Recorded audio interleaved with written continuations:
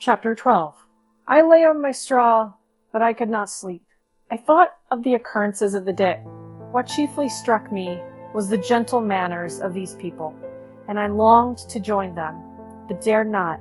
I remembered too well the treatment I had suffered the night before from the barbarous villagers, and resolved, whatever course of conduct I might hereafter think it right to pursue, that for the present I would remain quietly in my hovel, watching and endeavoring to discover the motives which influenced their actions. The cottagers arose the next morning before the sun.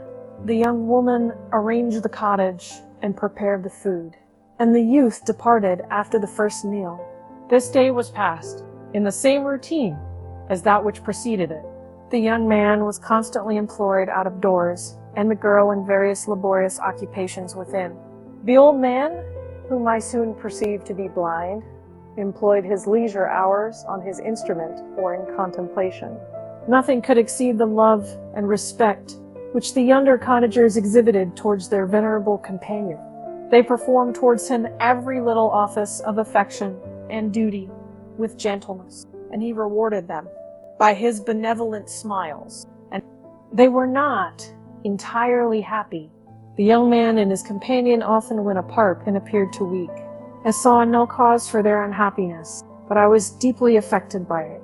If such lovely creatures were miserable, it was less strange that I, an imperfect and solitary being, should be wretched. Yet why were these gentle beings unhappy?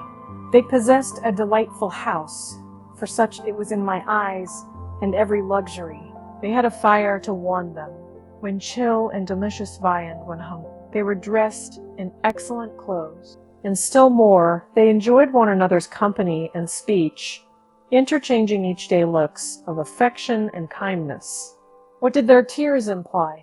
Did they really express pain? I was at first unable to solve these questions, but perpetual attention and time explained to me many appearances which were at first enigmatic. A considerable period elapsed before I discovered one of the causes of the uneasiness of this amiable family. It was poverty, and they suffered that evil in a very distressing degree. Their nourishment consisted entirely of the vegetables of their garden and the milk of one cow, which gave very little during the winter, when its masters could scarcely procure food to support it. They often, I believe, suffered the pangs of hunger very poignantly, especially the two younger cottagers. For several times they placed food before the old man when they reserved none for themselves. This trait of kindness moved me sensibly. I had been accustomed, during the night, to steal a part of their store for my own consumption. But when I found that in doing this I inflicted pain on the cottagers, I abstained and satisfied myself with berries, nuts, and roots which I gathered from the neighboring wood. I discovered also another means through which I was enabled to assist their labors. I found that the youth spent a great part of each day in collecting wood for the family fire, and during the night I often took his tools, use of which I quickly discovered, and that home firing sufficient for the consumption of several days. I remember the first time that I did this. The young woman, when she opened the door in the morning, appeared greatly astonished on seeing a great pile of wood on the outside. She uttered some words in a loud voice, and the youth joined her, who also expressed surprise. I observed with pleasure that he did not go to the forest that day, but spent it in repairing the cottage and cultivating the garden. By degrees I made a discovery of still greater moment. I found that these people possessed a method of communicating their experience and feelings to one another. By articulate sounds, I perceived that the words they spoke sometimes produced pleasure or pain, smiles or sadness in the minds and countenances of the hearers. This was indeed a godlike science, and I ardently desired to become acquainted with it. But I was baffled in every attempt I made for this. Their pronunciation was quick, and the words they uttered not having any apparent connection with visible objects. I was unable to discover any clue by which I could unravel the mystery of their reference. By great application, however, and after having remained during the space of several revolutions of the moon in my hovel, I discovered the names that were given to some of the most familiar objects of discord. I learned and applied the words fire, milk, bread, and wood. I learned also the names of the cottagers themselves. The youth and his companion had each of them several names, but the old man had only one, which was father. The girl was called sister, or Agatha, and the youth, Felix, brother, or son. I cannot describe the delight I felt when I learned the ideas appropriated to each of these sounds and was able to pronounce them. I distinguished several other words without being able as yet to understand or apply them, such as good, dearest, unhappy. I spent the winter in this manner. The gentle manners and beauty of the cottagers greatly endeared them to me. When they were unhappy, I felt depressed. When they rejoiced, I sympathized in their joys. I saw few human beings besides them, and if any other happened to enter the cottage, their harsh manners and rude gait only enhanced to me the superior accomplishments of my friends. The old man, I could perceive, often endeavored to encourage his children, but sometimes I found that he called them to cast off their melancholy. He would talk in a cheerful accent, with an expression of goodness that bestowed pleasure even upon me. Agatha listened with respect, her eyes sometimes filled with tears, which she endeavored to wipe away unperceived. But I generally found that her countenance and tone were more cheerful after having listened to the exhortations of her father. It was not thus with Felix. He was always the saddest of the group, and even to my unpracticed senses, he appeared to have suffered more deeply than his friends. But if his countenance was more sorrowful, his voice was more cheerful than that of a sister, especially when he addressed the old man. I could mention innumerable instances which, although slight, marked the dispositions of these amiable cottagers. In the midst of poverty and want, Felix carried with pleasure to his sister the first little white flower that peeped out from beneath the snowy ground. Early in the morning, before she had risen, he cleared away the snow that obstructed her path to the milk house, drew water from the well, and brought the wood from the outhouse, where to his perpetual astonishment he found his store always replenished by an invisible hand. In the day, I believe, he worked sometimes for a neighboring farmer, because he often went forth and did not return until dinner, yet brought no wood with him. At other times he worked in the garden, but as there was little to do in the frosty season, he read to the old man and Agatha. This reading had puzzled me extremely at first, but by degrees I discovered that he uttered many of the same sounds when he read as when he talked. I conjectured, therefore, that he found on the paper signs for speech, which he understood, and I ardently longed to comprehend these also. But how was that possible when I did not even understand the sounds for which they stood as signs? I improved, however, sensibly in this science, but not sufficiently to follow up any kind of conversation. Although I applied my whole mind to the endeavor, for I easily perceived that, although I eagerly longed to discover myself to the cottagers, I ought not to make the attempt until I had first become master of their language, which knowledge might enable me to make them overlook the deformity of my figure. For with this also, the contrast perpetually presented to my eyes had made me acquainted. I had admired the perfect forms of my cottagers, their grace, beauty, and delicate complexion. But how was I terrified when I viewed myself in a transparent pool? At first I started back, unable to believe that it was indeed I who was reflected in the mirror. And when I became fully convinced that I was in reality the monster that I am, I was filled with the bitterest sensations of despondence and mortification. Alas, I did not yet entirely know the fatal effects of this miserable deformity. As the sun became warmer and the light of day longer, the snow vanished, and I beheld the bare trees and the black earth. From this time, Felix was more employed, and the heart-moving indications of impending famine disappeared. Their food, as I afterwards found, was coarse, but it was wholesome, and they procured a sufficiency of it. Several new kinds of plants sprang up in the garden, which they dressed, and these signs of comfort increased daily as the season advanced. The old man, leaning on his son, walked each day at noon, when it did not rain, as I found it was called when the heavens poured forth its waters.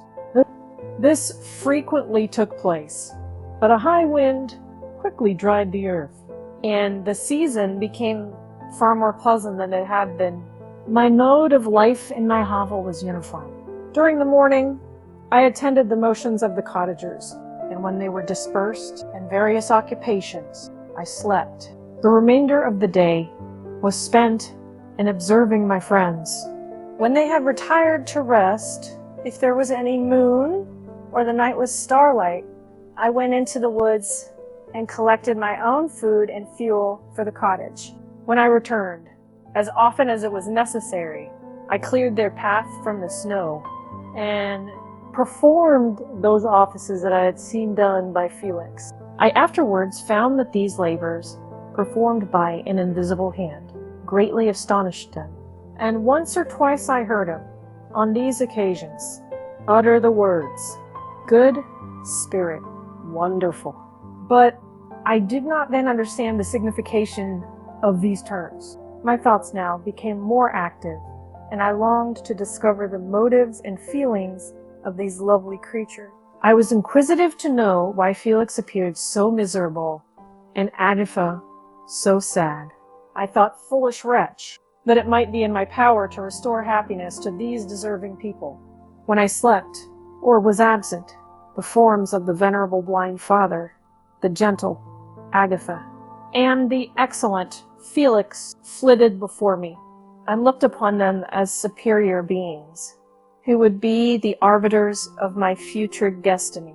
And I formed in my imagination 1,000 pictures of presenting myself to them and their reception of me. I imagined that they would be disgusted, until, by my gentle demeanor and conciliating words, I should first win their favor and afterwards their love.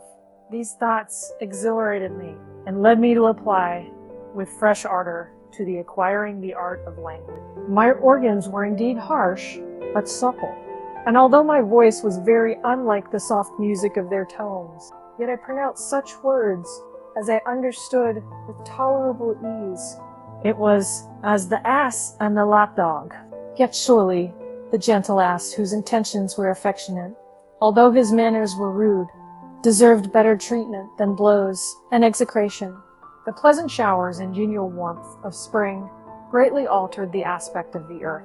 Men, who before this change seemed to have been hidden caves, dispersed themselves, and were employed in various arts of cultivation. The birds sang in more cheerful notes, and the leaves began to bud forth on the trees. Happy, happy earth, fit habitation for gods, which so short a time before was bleak, damp, and unwholesome. My spirits were elevated by the enchanting appearance of nature. The past was blotted from my memory, the present was tranquil, and the future gilded by bright rays of hope and anticipations of joy. Chapter 13. I now hasten to the more moving part of my story. I shall relate events that impressed me with feelings, which, from what I had been, have made me what I in spring, advanced rapidly. The weather became fine, and the skies cloudless. It surprised me that what before was desert and gloomy should now bloom with the most beautiful flowers and verdure. My senses were gratified and refreshed by 1,000 scents of delight and 1,000 sights of beauty. It was on one of these days when my cottagers periodically rested from labor, the old man played on his guitar, and the children listened to him. That I observed the countenance of Felix was melancholy beyond expression. He sighed frequently, and once his father paused in his music, and I conjectured by his manner that he inquired the cause of his son's sorrow. Felix replied in a cheerful accent, and the old man was recommencing his music when someone tapped at the door. It was a lady on horseback, accompanied by a countryman as a guide. The lady was dressed in a dark suit and covered with a thick black veil.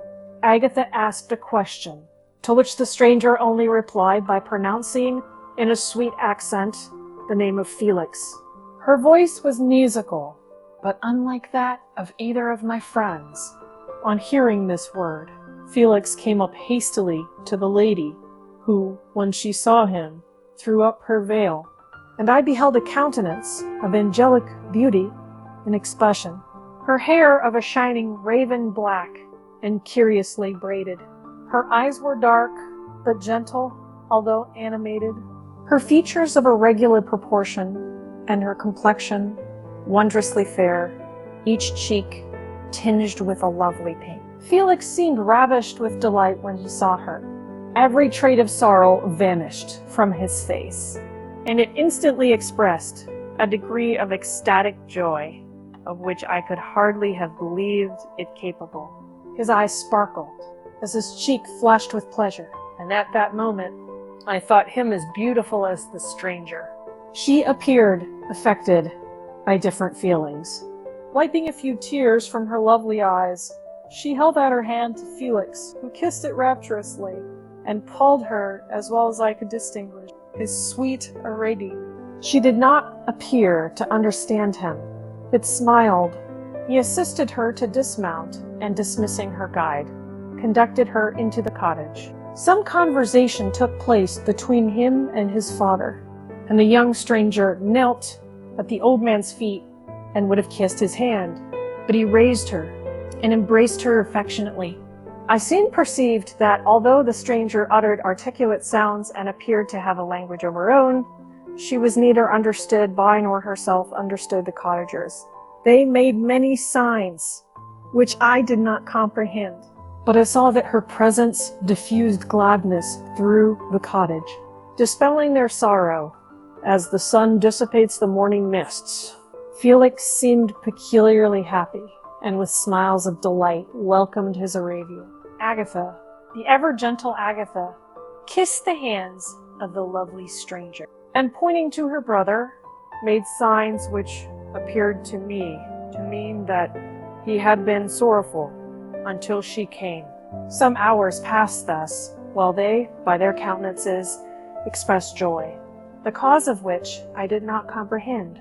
Presently I found, by the frequent recurrence of some sound, which the stranger repeated after them, that she was endeavoring to learn their language. And the idea instantly occurred to me that I should make use of the same instructions to the same end.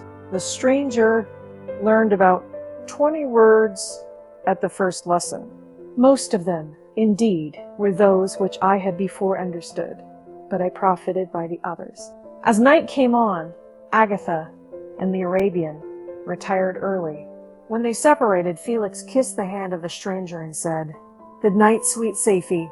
He sat up much longer, conversing with his father, and by the frequent repetition of her name, I conjectured that their lovely guest was the subject of their conversation. I ardently desired to understand them, and bent every faculty towards that purpose, but found it really impossible. The next morning, Felix went out to his work, and after the usual occupations of Agatha were finished, the Arabian sat at the feet of the old man, and taking his guitar, played some airs so entrancingly beautiful that they at once drew tears of sorrow and delight from my eyes. He sang, and her voice flowed in a rich cadence, swelling or dying away like a nightingale of the woods. When she had finished, she gave the guitar to Agatha, who at first declined it. She played a simple air, and her voice accompanied it in sweet accents, but unlike the wondrous strain of the stranger.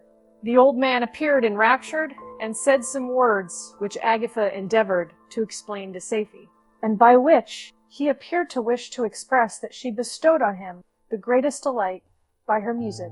The days now passed as peaceably as before, with the sole alteration that joy had taken place of sadness in the countenance of my friends. Safie was always gay and happy.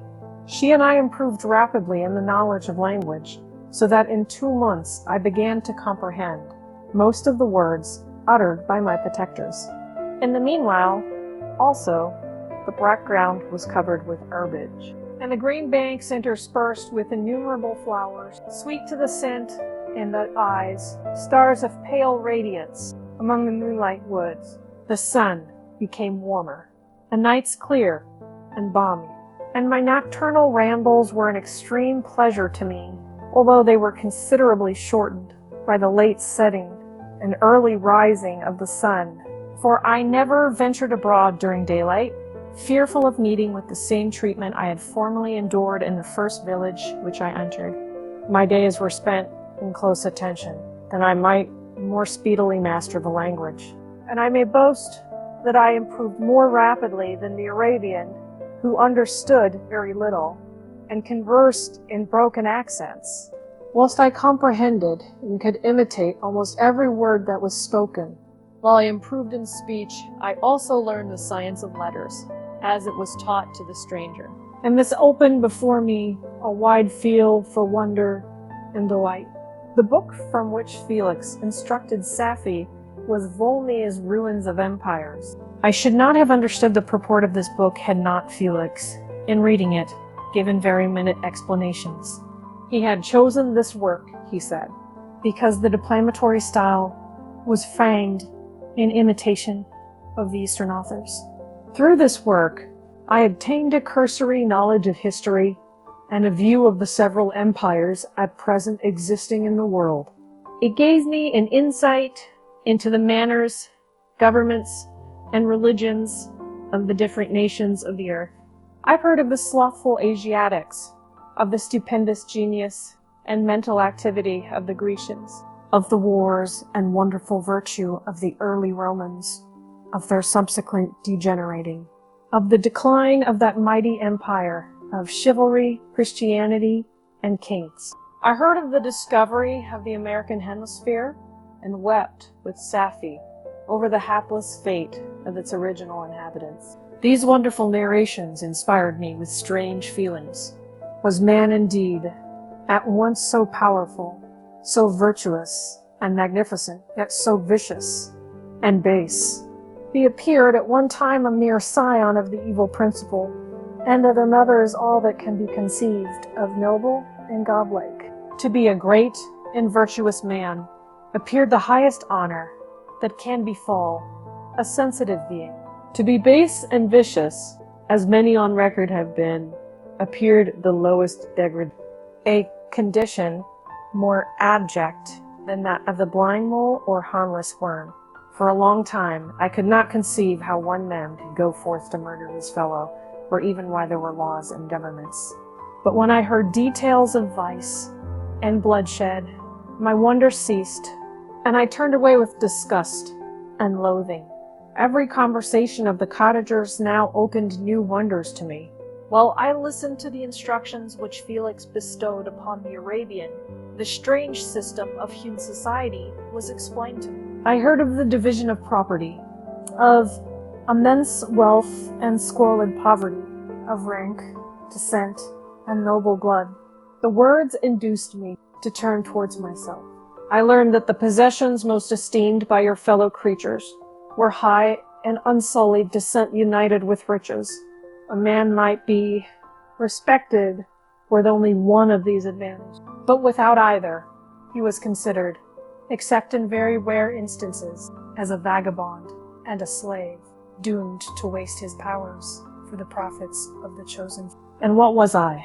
Of my creation and creator, I was absolutely ignorant, but I knew that I possessed no money, no friends, no kind of property.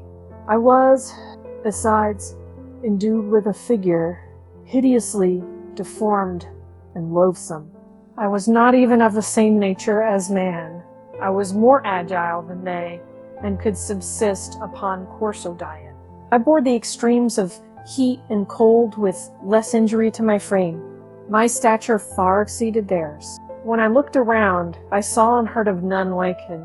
Was I then a monster, a blot upon the earth, from which all men fled, and whom all men disowned? I cannot describe to you the agony that these reflections inflicted upon me. I tried to dispel them, but sorrow only increased with knowledge. Oh, that I had forever remained in my native wood, nor known nor felt beyond the sensations of hunger, thirst, and heat. Of what a strange nature is knowledge! It clings to the mind when it has once seized on it, like a lichen on the rock. I wish sometimes to shake off all thought and feeling, but I learned that there was but one means to overcome the sensation of pain, and that was death, a state which I feared yet did not understand. I admired virtue and good feelings, and loved the gentle manners and amiable qualities of my cottagers, but I was shut out from intercourse with them, except through means which I obtained by stealth, when I was unseen and unknown, and which rather increased than satisfied the desire I had of becoming one among my fellows. The gentle words of Agatha and the animated smiles of the charming Arabian were not for me. The mild exhortations of the old man and the lively conversation of the loved Felix were not for me. Miserable, unhappy wretch! Other lessons were impressed upon me even more deeply. For I heard of the difference of sexes, and the birth and growth of children, how the father doted on the smiles of the infant, and the lively sallies of the older child. How all the life and cares of a mother were wrapped up in the precious charge. How the mind of youth expanded and gained knowledge of brother, sister, and all the various relationships which bind one human being to another in mutual bonds. But where were my friends and relations? No father had watched my infant days. No mother had blessed me with smiles and caresses. Or if they had, all my past life was now a blot, a blind vacancy, in which I distinguished nothing. From my earliest remembrance, I had been, as I then was in height and proportion.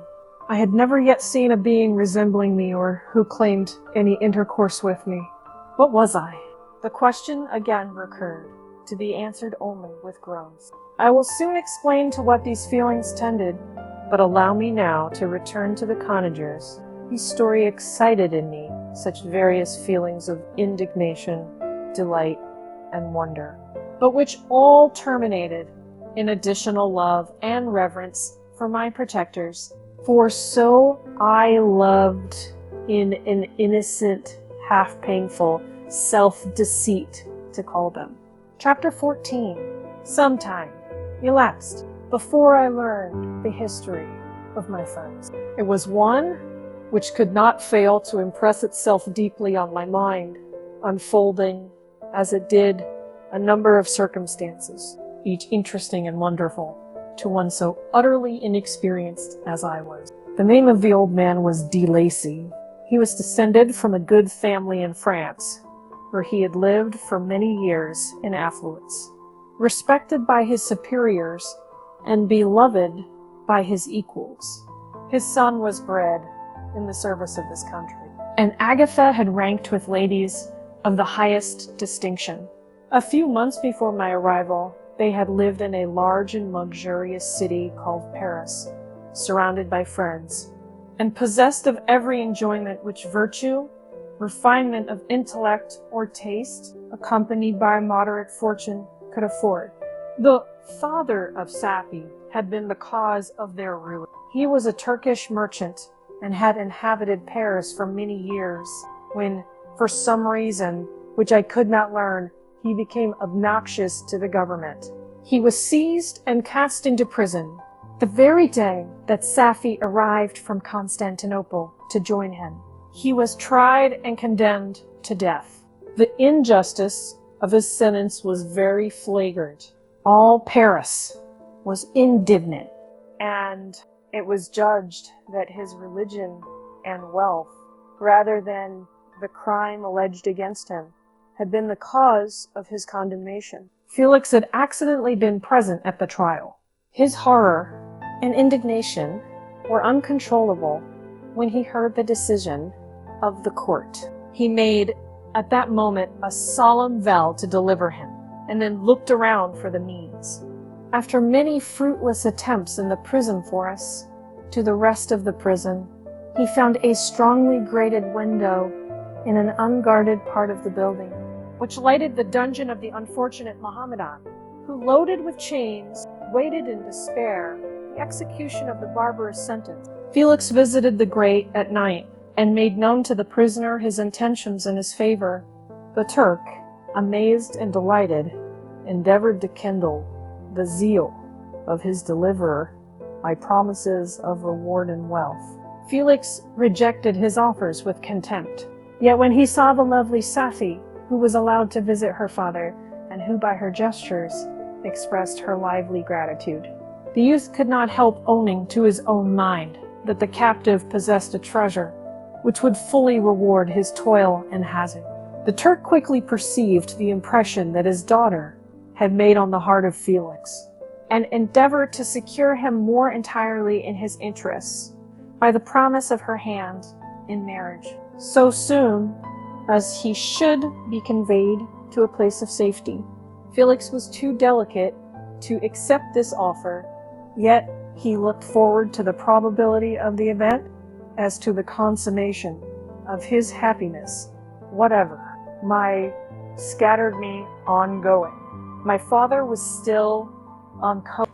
The zeal of Felix was warmed by several letters that he received from this lovely girl, who found means to express her thoughts in the language of her lover by the aid of an old man, a servant of her father, who understood French.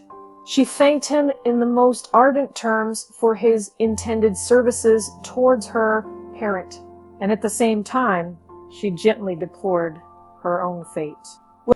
I have copies of these letters, for I found means, during my residence in the hovel, to procure the implements of writing, and the letters were often in the hands of Felix or Agatha. Before I depart, I will give them to you. They will prove the truth of my tale. But at present, as the sun is already far declined, I shall only have time to repeat the substance of them to you. Safi related that her mother was a Christian Arab, seized and made a slave by the Turks. Recommended by her beauty, she had won the heart of the father of Safir, who married her. The young girl spoke in high and enthusiastic terms of her mother, who, born in freedom, spurned the bondage to which she was now reduced. She instructed her daughter in the tenets of her religion, and taught her to aspire to higher powers of intellect and an independence of spirit forbidden to the female followers of Muhammad. This lady died, but her lessons were indelibly impressed on the mind of Safi, who sickened at the prospect of again returning to Asia, and being immured within the walls of a harem, allowed only to occupy herself with infantile amusements, ill-suited to the temper of her soul. Now accustomed to grand ideas and a noble emulation for virtue, the prospect of marrying a Christian and remaining in a country where women were allowed to take a rank in society was enchanting to her. The day for the execution of the Turk was fixed. But on the night previous to it, he quitted his prison, and before the morning was distant many leagues from Paris. Felix had procured passports in the name of his father, sister, and himself. He had previously communicated his plan to the former, who aided the deceit by quitting his house, under the pretense of a journey, and concealed himself with his daughter in an obscure part of Paris. Felix conducted the fugitives through France to Lyon, and across Moncenis to Leghorn, where the merchant had decided to wait a favorable opportunity of passing into some part of the Turkish dominions. Safi resolved to remain with her father until the moment of his departure, before which time the Turk renewed his promise that she should be united to his deliverer, and Felix remained with them in expectation of that event. And in the meantime he enjoyed the society of the Arabian, who exhibited towards him the simplest and tenderest affection. They conversed with one another through the means of an interpreter, and sometimes with the interpretation of looks. And Safi sang to him the divine airs of her native country. The Turk allowed this intimacy to take place and encouraged the hopes of the youthful lovers, while in his heart he had formed far other plans. He loathed the idea that his daughter should be united to a Christian, but he feared the resentment of Felix if he should appear lukewarm, for he knew that he was still in the power of his deliverer if he should choose to betray him to the Italian state which they inhabited. He revolved 1,000 plans by which he should be enabled to prolong the deceit until it might be no longer necessary, and secretly to take his daughter with him when he departed. His plans were facilitated by the news which arrived from Paris. The government of France were greatly enraged at the escape of their victim and spared no pains to detect and punish his deliverer. The plot of Felix was quickly discovered, and De Lacy and Agatha were thrown into prison. The news reached Felix and roused him from his dream of pleasure. His blind and aged father and his gentle sister lay in a noisome dungeon, while he enjoyed the free air and the society of her whom he loved. This idea was torture to him. He quickly arranged with the Turk that if the latter should find a favorable opportunity for escape before Felix could return to Italy, Safi should remain as a boarder at a convent at Leon. And then, quitting the lovely Arabian, he hastened to Paris and delivered himself up to the vengeance of the law. Hoping to free De Lacy and Agatha by this proceeding, he did not succeed. They remained confined for 5 months before the trial took place, the result of which deprived them of their fortune and condemned them to a perpetual exile from their native country. They found a miserable asylum in the cottage in Germany, where I discovered them. Felix soon learned that the treacherous Turk, for whom he and his family endured such unheard of oppression, on discovering that his deliverer was thus reduced to poverty and ruin, became a traitor to good feeling and honor, and had quitted Italy with his daughter, insultingly sending Felix a pittance of money to aid him, as he said, in some plan of future maintenance. Such were the events that preyed on the heart of Felix, and rendered him, when I first saw him, the most miserable of his family. He could have endured poverty, and while this distress had been the meed of his virtue, he gloried in it. But the ingratitude of the Turk, and the loss of his beloved Safiye, were misfortunes more bitter and irreparable. The arrival of the Arabian now infused new life into his soul. When the news reached Leghorn that Felix was deprived of his wealth and rank, the merchant commanded his daughter to think no more of her lover, but to prepare to return to her native country. The generous nature of Safiye was outraged by this command. She attempted to expostulate with her father, but he left her angrily, reiterating his tyrannical mandate. A few days after, the Turk entered his daughter's apartment and told her hastily that he had reason to believe that his residence at Leghorn had been divulged, and that he should speedily be delivered up to the French government. He had consequently hired a vessel to convey him to Constantinople, for which city he should sail in a few hours. He intended to leave his daughter under the care of a confidential servant, to follow at her leisure with the greater part of his property, which had not yet arrived at Leghorn. When alone, Safi resolved in her own mind the plan of conduct that it would become her to pursue in this emergency. A residence in Turkey was abhorrent to her. Her religion and her feelings were alike averse to it. By some papers of her father which fell into her hand, she heard of the exile of her lover, and learned the name of the spot where he then resided. She hesitated some time, but at length she formed her determination. Taking with her some jewels that belonged to her and a sum of money, she quitted Italy with an attendant, a native of Leghorn, but who understood the common language of Turkey, and departed for Germany. She arrived in safety at a town about 20 leagues from the cottage of Dalaki. When her attendant fell dangerously ill, Safi nursed her with the most devoted affection, but the poor girl died, and the Arabian was left alone, unacquainted with the language of the country, and utterly ignorant of the customs of the world. She fell, however, into good hands. The Italian had mentioned the name of the spot for which they were bound, and after her death the woman of the house in which they had lived took care that Safi should arrive in safety at the cottage of her lover. Chapter 15. Such was the history of my beloved cottagers. It impressed me deeply.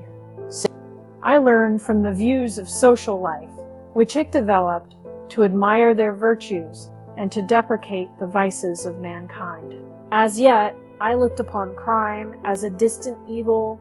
Benevolence and generosity were ever present before me, inciting within me a desire to become an actor in the busy scene where so many admirable qualities were called forth and displayed. But in giving an account of the progress of my intellect, I must not omit a circumstance which occurred in the beginning of the month of August of the same year. One night, during my accustomed visit to the neighboring wood, where I collected my own food and brought home firing for my protectors, I found on the ground a leathern portmanteau containing several articles of dress and some books. I eagerly seized the prize and returned with it to my hovel. Fortunately, the books were written in the language, the elements of which I had acquired at the cottage.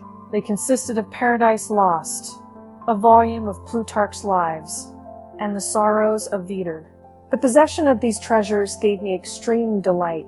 I now continually studied and exercised my mind upon these histories, whilst my sons were employed in their ordinary occupations. I can hardly describe to you the effect of these books. They produced in me an infinity of new images and feelings that sometimes raised me to ecstasy, but more frequently sunk me into the lowest dejection. In the Sorrows of Werther, besides the interest of its simple and affecting story, so many opinions are canvassed, and so many lights thrown upon what had hitherto been to me obscure subjects, that I found in it a never-ending source of speculation and astonishment. The gentle and domestic manners it described, combined with lofty sentiments and feelings, which had for their object something out of self, accorded well with my experience among my protectors, and with the wants which were forever alive in my own bosom. But I thought Werther himself a more divine being than I had ever beheld or imagined. His character contained no pretension, but it sank deep. The disquisitions upon death and suicide were calculated to fill me with... I did not pretend to enter into the merits of the case, yet I inclined towards the opinions of the hero, whose extinction I wept, without precisely understanding it. As I read, however, I applied much personally to my own feelings and condition. I found myself similar, yet at the same time strangely unlike, to the beings concerning whom I read, and to whose conversation I was a listener. I sympathized with and partly understood them, but I was unformed in mind. I was dependent on none, and related to none. The path of my departure was free, and there was none to lament my annihilation. My person was hideous, and my stature gigantic. What did this mean? Who was I? What was I? Whence did I come? What was my destination? These questions continually recurred, but I was unable to solve them. The volume of Plutarch's Lives which I possessed contained the histories of the first founders of the ancient republics. This book had a far different effect upon me from the Sorrows of Werther. I learned from Werther's imagination, despondency, and gloom, that Plutarch taught me high thoughts. He elevated me above the wretched sphere of my own reflections to admire and love the heroes of past ages. Many things I read surpassed my understanding and experience. I had a very confused knowledge of kingdoms, wide extents of country, mighty rivers, and boundless seas. But I was perfectly unacquainted with towns and large assemblages of men. The cottage of my protectors had been the only school in which I had studied human nature. But this book developed new and mightier scenes of action.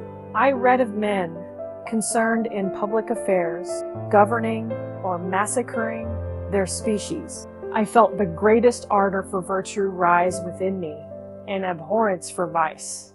As far as I understood the signification of those terms, relative as they were, as I applied them to pleasure and pain alone. Induced by these feelings, I was of course led to admire peaceable lawgivers, Numa, Solon, and Lycurgus, in preference to Romulus and Theseus. The patriarchal lives of my protectors caused these impressions to take a firm hold on my mind. Perhaps if my first introduction to humanity had been made by a young soldier, burning for glory and slaughter, I should have been imbued with different sensations. But Paradise Lost excited different and far deeper emotions. I read it as I had read the other volumes which had fallen into my hands as a true history. It moved every feeling of wonder and awe that the picture of an omnipotent God, warring with his creatures, was capable of exciting. I often referred the several situations as their similarity struck me to my own. Like Adam, I was apparently united by no link to any other being in existence. But his state was far different from mine in every other respect. He had come forth from the hands of God, a perfect creature, happy and prosperous, guarded by the especial care of his Creator. He was allowed to conversing with and acquire knowledge, beings of a superior nature. But I was wretched, helpless, and alone. Many times I considered Satan as the fitter emblem of my condition, for often, like him, when I viewed the bliss of my protectors, the bitter gall of envy rose within me. Another circumstance strengthened and confirmed these feelings. Soon after my arrival in the hovel, I discovered some papers in the pocket of the dress which I had taken from your laboratory. At first, I had neglected them, but now that I was able to decipher the characters in which they were written, I began to study them with diligence. It was your journal of the 4 months that preceded my creation. You minutely described in these papers every step you took in the progress of your work. This history was mingled with accounts of domestic occurrences. You doubtless recollect these papers. Here they are. Everything is related in them, which bears reference to my accursed origin. The whole detail of that series of disgusting circumstances which produced it is set in view. The minutest description of my odious and loathsome person is given, in language which painted your own horrors and rendered mine indelible. I sickened as I read. Hateful day when I received life, I exclaimed in agony.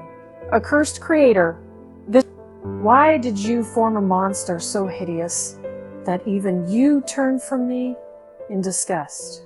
God in pity made man beautiful and alluring after his own image. But my form is a filthy type of yours, more horrid, even from the very resemblance.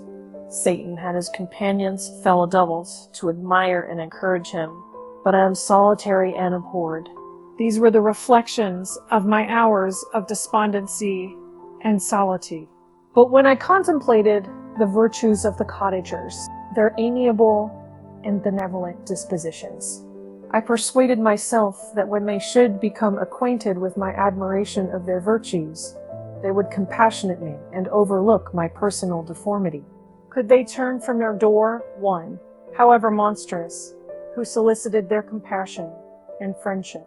I resolved, at least, not to despair, but in every way to fit myself for an interview with them, which would decide my fate.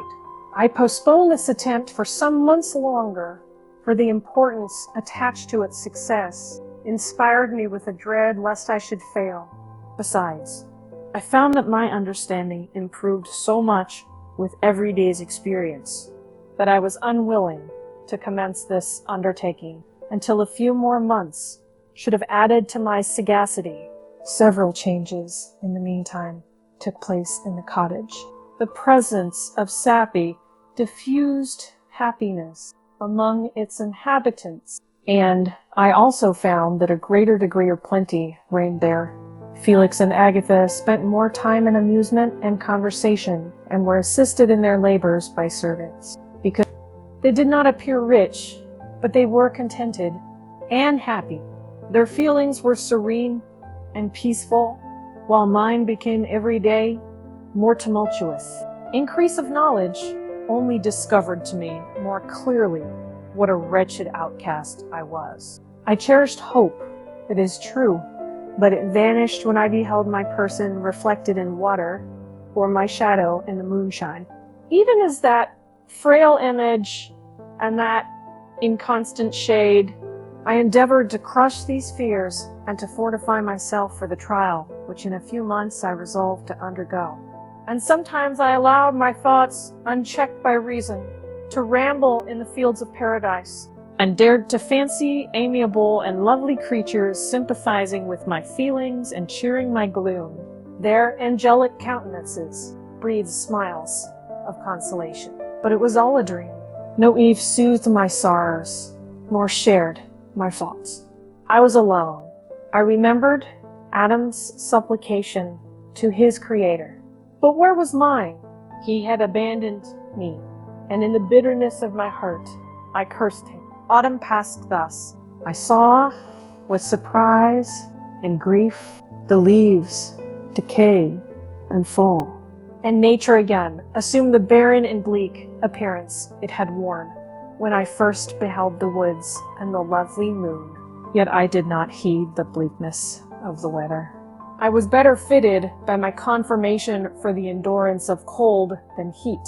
But my chief delights were the sight of the flowers, the birds, and all the gay apparel of summer. When those deserted me, I turned with more attention towards the cottagers. Their happiness was not decreased by the absence of summer. They loved and sympathized with one another, and their joys, depending on each other, were not interrupted by the casualties that took place around them. The more I saw of them, the greater became my desire to claim their protection and kindness. My heart yearned to be known and loved by these amiable creatures. To see their sweet looks directed towards me with affection was the utmost limit of my ambition.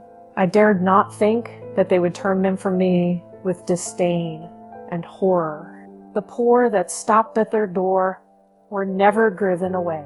I asked, it is true, for greater treasures than a little food or rest. I required kindness and sympathy, but I did not believe myself utterly unworthy of it. The winter advanced, and an entire revolution of the seasons had taken place since I awoke into life.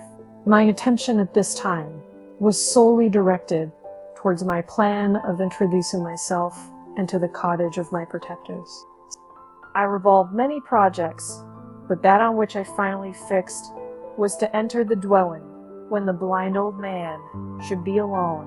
I had sagacity enough to discover that the unnatural hideousness of my person was the chief object of horror with those who had formerly beheld me. My voice, although harsh, had nothing terrible in it. I thought, therefore, that if, in the absence of his children, I could gain the goodwill and mediation of the old Belacy, I might by his means be tolerated by my younger protectors. One day, when the sun shone on the red leaves that strewed the ground and diffused cheerfulness, although it denied warmth, Safie, Agatha, and Felix departed on a long country walk, and the old man, at his own desire, was left alone in the cottage. When his children had departed, he took up his guitar and played several mournful but sweet airs, more sweet and mournful than I had ever heard him play before. At first, his countenance was illuminated with pleasure, but as he continued, thoughtfulness and sadness succeed. At length, laying aside the instrument, he sat absorbed in reflection. My heart beat quick. And this was the hour and moment of trial, which would decide my hopes or realize my fear. The servants were gone to a neighboring fair. All was silent in and around the cottage. It was an excellent opportunity. Yet when I proceeded to execute my plan, my limbs failed me, and I sank to the ground. Again, I rose, and exerting all the firmness of which I was master, removed the planks which I had placed before my hovel to conceal my retreat. The fresh air revived me, and with renewed determination, I approached the door of their cottage. I knocked. "Who is there?" said the old man. "Come in." I entered. "Pardon this intrusion," said I. "I am a traveler in want of a little rest. You would greatly oblige me if you would allow me to remain a few minutes before the fire." "Enter," said De Lacy, "and I will try in what manner I can to relieve your wants. But unfortunately, my children are from home, and as I am blind, I am afraid I shall find it difficult to procure food for you." "Do not trouble yourself, my kind host. I have food. It is warmth and rest only that I need." I sat down, and a silence ensued. I knew that every minute was precious to me, yet I remained irresolute in what manner to commence the interview, when the old man addressed me. "By your language, stranger, I suppose you are my countryman. Are you French?" "No, but I was educated by a French family and understand that language only. I am now going to claim the protection of some friends whom I sincerely love, and of whose favor I have some hopes." "Or are they Germans?" "No, they are French. But let us change the subject. I am an unfortunate and deserted creature. I look around and I have no relation or friend upon earth. These amiable people to whom I go have never seen me and know little of me. I am full of fears, for if I fail there, I am an outcast in the world forever. Do not despair. To be friendless is indeed to be unfortunate, but the hearts of men, when unprejudiced by any obvious self-interest, are full of brotherly love and charity. Rely, therefore, on your hopes. And if these friends are good and amiable, do not despair. They are kind. They are the most excellent creatures in the world. But unfortunately, they are prejudiced against me. I have good disposition, but my life has been hitherto harmless, and in some degree beneficial. But a fatal prejudice clouds their eyes, and where they ought to see a feeling and kind friend, they behold only a detestable. That is indeed unfortunate. But if you are really blameless, cannot you undeceive them? I am about to undertake that task, and it is on that account that I feel so many overwhelming terrors. I tenderly love these friends. I have, unknown to them, been for many months in the habits of daily kindness towards them. But they believe that I wish to injure them, and it is that prejudice which I wish to overcome. Where do these friends reside? Near this spot. The old man paused, and then continued. If you will unreservedly confide to me the particulars of your tale, I perhaps may be of use in undeceiving them. I am blind and cannot judge of your countenance, but there is something in your words which persuades me that you are sincere. I am poor and an exile, but it will afford me true pleasure to be in any way serviceable to a human creature. Excellent man, I thank you and accept your generous offer. You raise me from the dust by this kindness, and I trust that by your aid I shall not be driven from the society and sympathy of your fellow creatures. Heaven forbid, even if you are really criminal, for that can only drive you to desperation and not instigate you to virtue. I also am unfortunate. I and my family have been condemned, although innocent. Judge, therefore, if I do not feel for your misfortunes, How can I thank you, my best and only benefactor? From your lips first have I heard the voice of kindness directed towards me. I shall begin forever grateful. And your present humanity assures me of success with those friends whom I am on the point of meeting. May I know the names and the residence of those friends? I paused. This, I thought, was the moment of decision, which was to rob me or bestow happiness on me forever. I struggled vainly for firmness sufficient to answer him, but the effort destroyed all my remaining strength. I sank on the chair and sobbed aloud. At that moment, I heard the steps of my younger protectors. I had not a moment to lose, but seizing the hand of the old man, I cried, "Now is the time. Save and protect me. You and your family are the friends whom I seek. Do not you desert me in the hour of trial." "Great God," exclaimed the old man, "who are you?" At that instant, the cottage door was opened, and Felix, Safie, and Agatha entered. Who can describe their horror and consternation on beholding me? Agatha fainted, and Safie, unable to attend to her friend, rushed out of the cottage. Felix started forward, and with supernatural force tore me from his father, to whose knees I clung. In a transport of fury, he dashed me to the ground and struck me violently with a stick. I could have torn him limb from limb, as the lion rends the antelope, but my heart sank within me as with bitter sickness, and I refrained. I saw him on the point of repeating his blow, when, overcome by pain and anguish, I quitted the cottage, and in the general tumult escaped, unperceived, to my hovel. Chapter 16. Cursed Creator. Why did I live? Why, in that instant, did I not extinguish the spark of existence which you had so wantonly bestowed? I know not.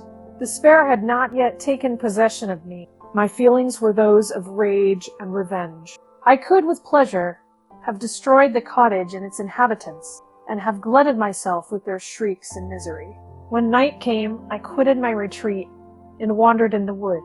And now, no longer restrained by the fear of discovery, I gave vent to my anguish in fearful howlings. I was like a wild beast that had broken the toils, destroying the objects that obstructed me, and ranging through the wood with a stag-like swiftness. Oh, what a miserable night I passed. The cold stars shone in mockery, and the bare trees waved their branches above me. Now and then, the sweet voice of a bird burst forth amidst the universal stillness. All, save I, were at rest or in enjoyment.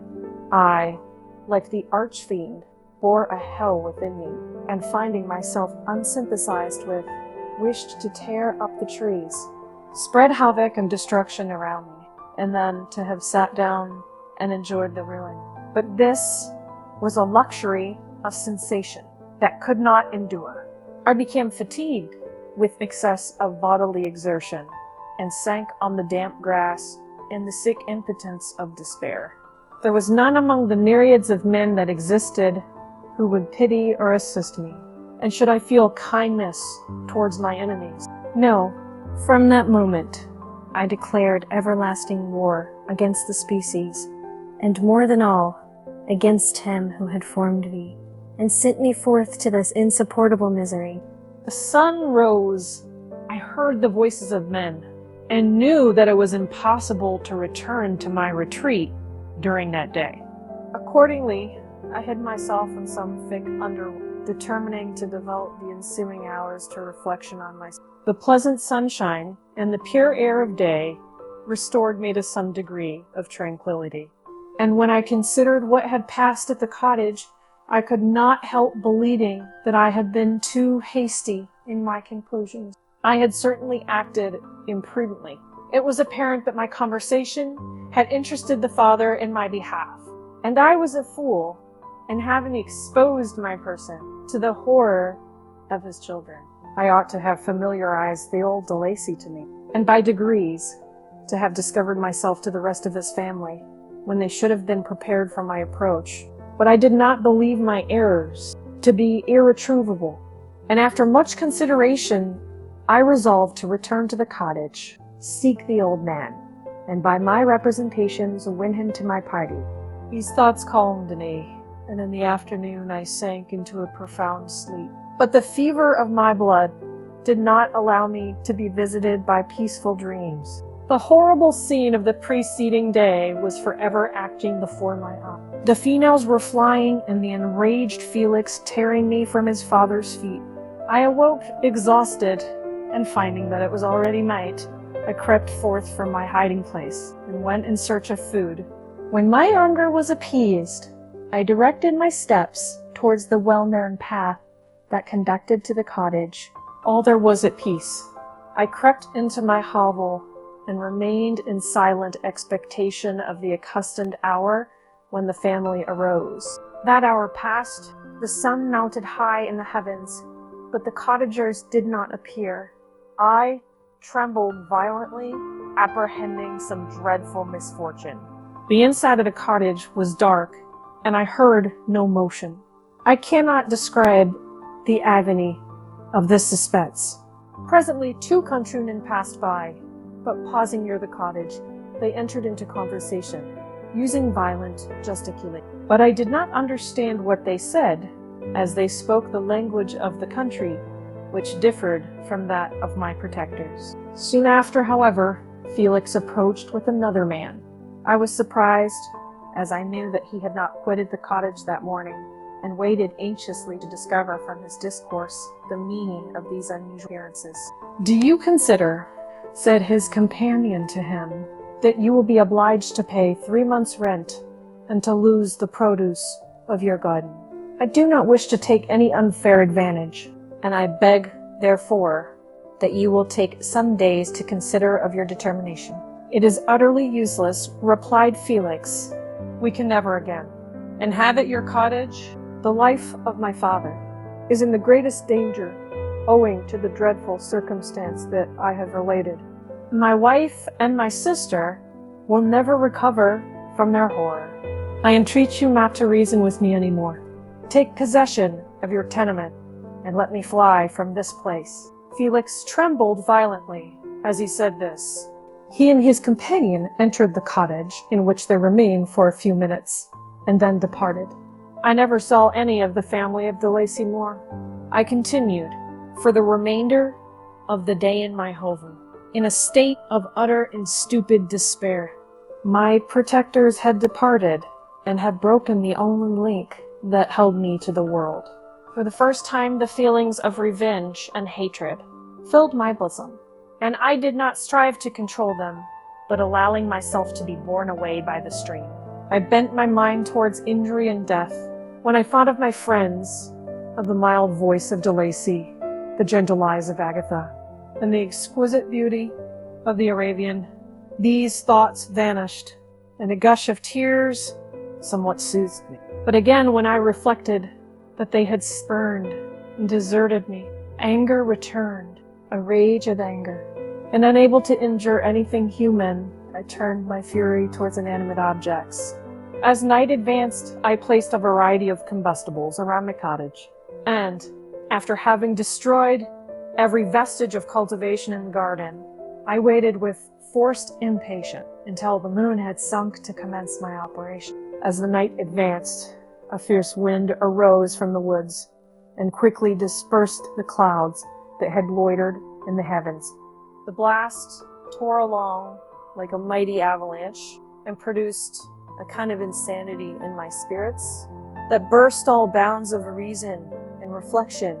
I lighted the dry branch of a tree and danced with fury around the devoted cottage, my eyes still fixed on the western horizon, the edge of which the moon near. A part of its orb was at length hid, and I waved my brand. It sank, and with a loud scream, I fired the straw, and heath, and bushes which I had collected. The wind fanned the fire, and the cottage was quickly enveloped by the flames, which clung to it and licked it with their forked and destroying tongues. As soon as I was convinced that no assistance could save any part of the habitation, I quitted the scene and sought for refuge in the woods. And now, with the world before me, whither should I bend my steps? I resolved to fly far from the scene of my misfortunes. But to me, hated and despised, every country must be equally horrible. At length, the thought of you crossed my mind. I learned from your papers that you were my father, my creator. And to whom could I apply with more fitness than to him who had given me life? Among the lessons that Felix had bestowed upon Safie, geography had not been omitted. I had learned from these the relative situations of the different countries of the earth. You had mentioned Geneva as the name of your native town, and towards this place I resolved to proceed. But how was I to direct myself? I knew that I must travel in a southwesterly direction to reach my destination, but the sun was my only guide. I did not know the names of the towns that I was to pass through, nor could I ask information from a single human being. But I did not despair. From you only could I hope for succor, although towards you I felt no sentiment but that of hatred, unfeeling, heartless creed. You had endowed me with perceptions and passions, and then cast me abroad, an object for the scorn and horror of mankind. But on you only had I any claim for pity and redress, and from you I determined to seek that justice which I vainly attempted to gain from any other being that wore the human form. My travels were long, and the sufferings I endured intense. It was late in autumn when I quitted the district where I had so long resided. I traveled only at night, fearful of encountering the violet visage of a human being. Nature decayed around me, and the sun became heedless. Rain and snow poured around me. Mighty rivers were frozen. The surface of the earth was hard and chill and bare, and I found no shelter. Oh, earth, how often did I imprecate curses on the cause of my being? The mildness of my nature had fled, and all within me was turned to gall and bitterness. The nearer I approached to your habitation, the more deeply did I feel the spirit of revenge enkindled in my heart. Snow fell, and the waters were hardened, but I rested not. A few incidents now and then directed me, and I possessed a map of the country, but I often wandered wide from my path. The agony of my feelings allowed me no respite.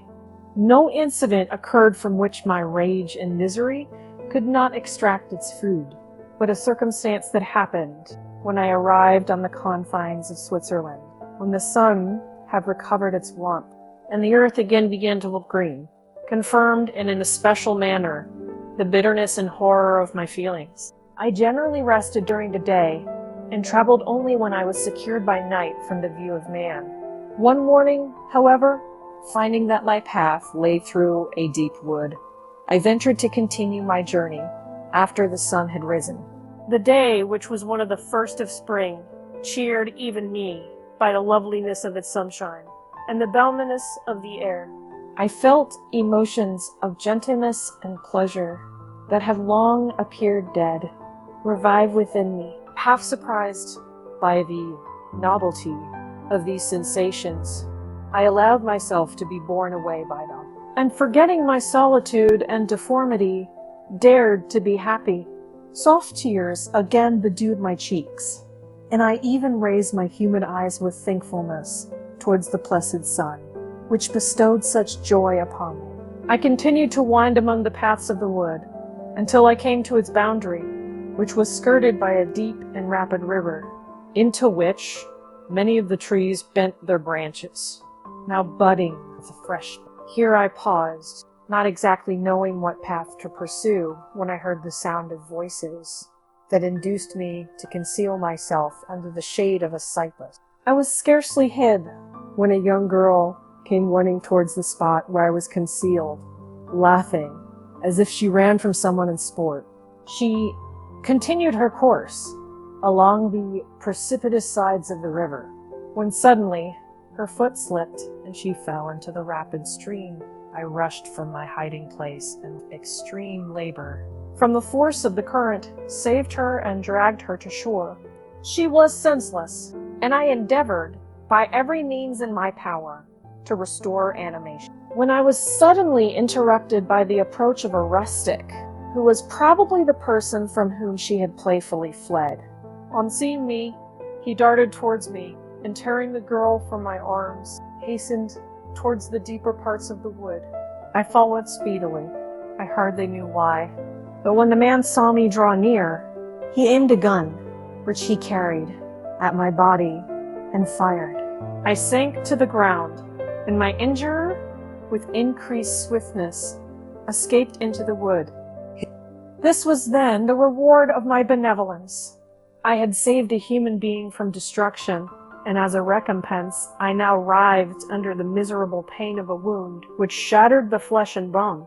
The feelings of kindness and gentleness which I had entertained but a few moments before gave place to hellish rage and gnashing of teeth.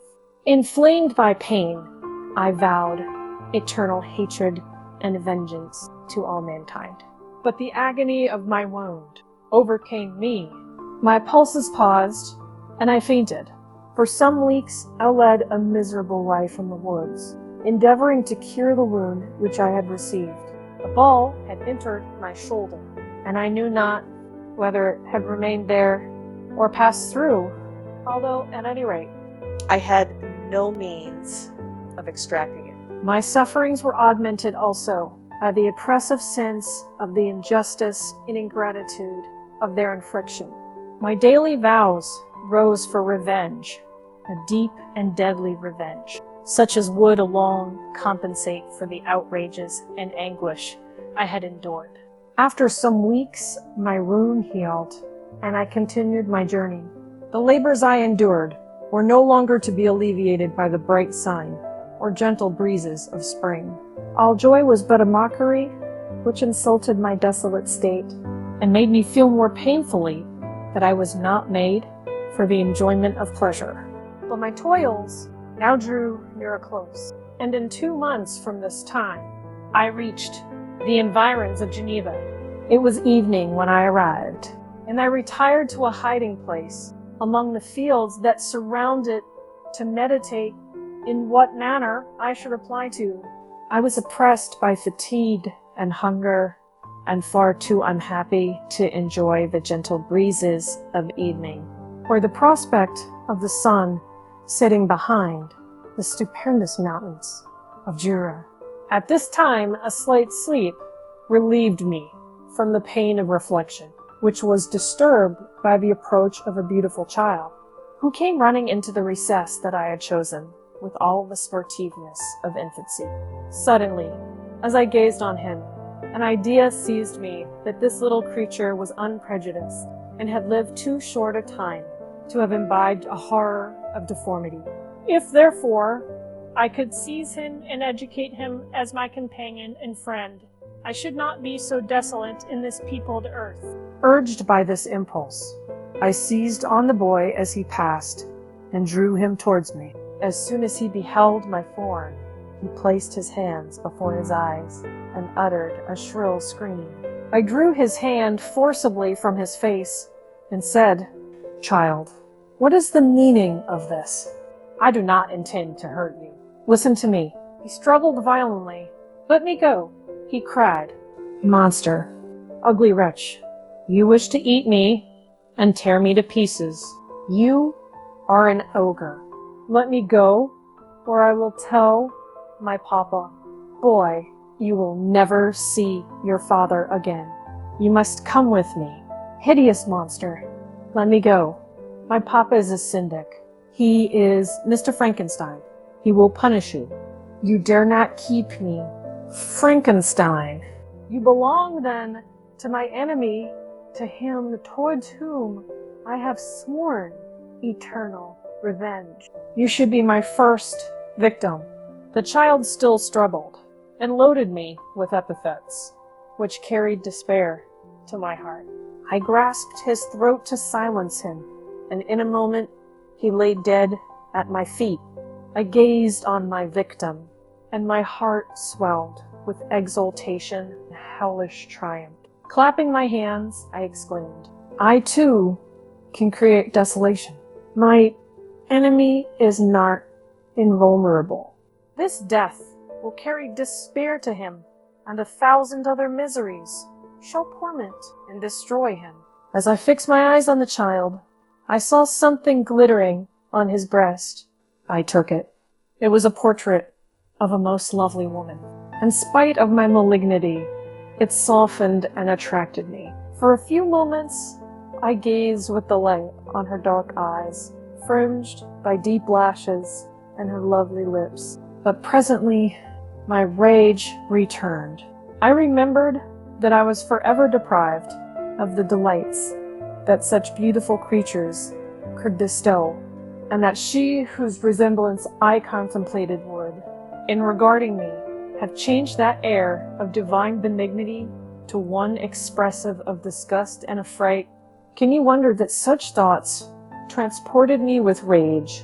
I only wonder that at that moment, instead of venting my sensations and exclamations in agony, I did not rush among mankind and perish in the attempt to destroy them. While I was overcome by these feelings, I left the spot where I had committed the murder, and seeking a more secluded hiding place, I entered a barn which had appeared to me to be empty. A woman was sleeping on some straw.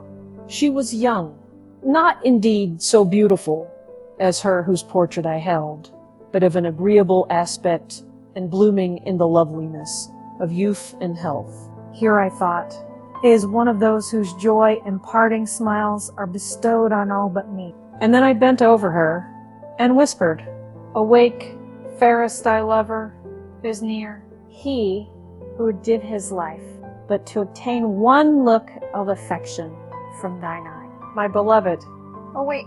The sleeper stirred. A thrill of terror ran through me. Should she indeed awake and see me, and curse me, and denounce the murderer? Thus would she assuredly act if her darkened eyes opened, and she beheld me. The thought was madness. It stirred the fiend within me. Not I, but she, shall suffer the murder I have committed, because I am forever robbed of all that she could give me. She shall atone. The crime had its source in her.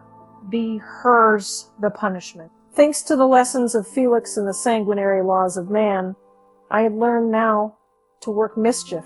I bent over her and placed the portrait securely in one of the folds of her dress. She moved again, and I fled.